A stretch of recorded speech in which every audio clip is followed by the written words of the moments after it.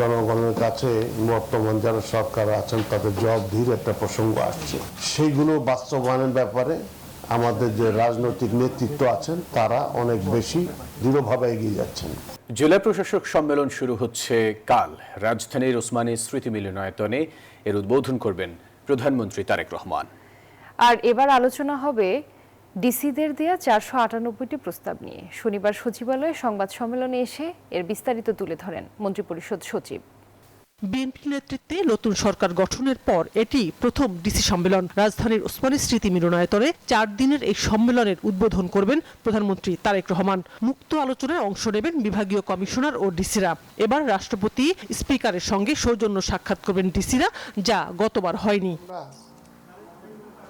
4 দিনের সম্মেলনের সার্বিক বিষয় নিয়ে শনিবার সচিবালয়ে সংবাদ সম্মেলন করেন মন্ত্রিপরিষদ সচিব নাসিমুল গনি। বলেন, নতুন সরকারের গণতান্ত্রিক ধারা বাস্তবায়নে মাঠ প্রশাসনের ভূমিকা গুরুত্বপূর্ণ।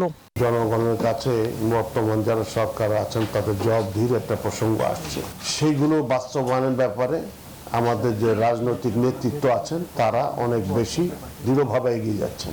সমগ্র প্রশাসন যন্ত্রের উপরে একটা বিস্তৃত ব্যাখ্যা এবং যাতে বোঝাপড়া কোনো গ্যাপ না থাকে সেই জন্য এই সম্মেলনটা এবার কিছুটা বাড়ানো হয়েছে। মন্ত্রিপরিষদ সচিব বলেন, ডিসিদের নিজস্ব মতাদর্শের প্রভাব প্রশাসনকে কলঙ্কিত করে।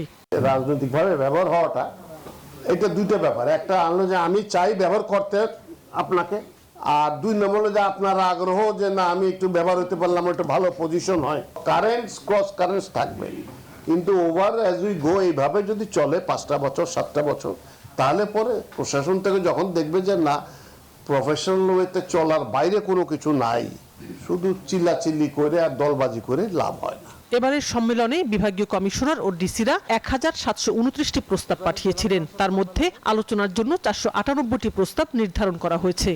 মোট অধিবেশন হবে 34টি, তার মধ্যে কার্য অধিবেশন হবে 30টি এবং অংশগ্রহণকারী মন্ত্রণালয় বা বিভাগের সংখ্যা হচ্ছে 56টি। সবচেয়ে বেশি প্রস্তাব এসেছে স্বাস্থ্যসেবা বিভাগ সম্পর্কিত। এই বিভাগের জন্য 44টি প্রস্তাব আসছে।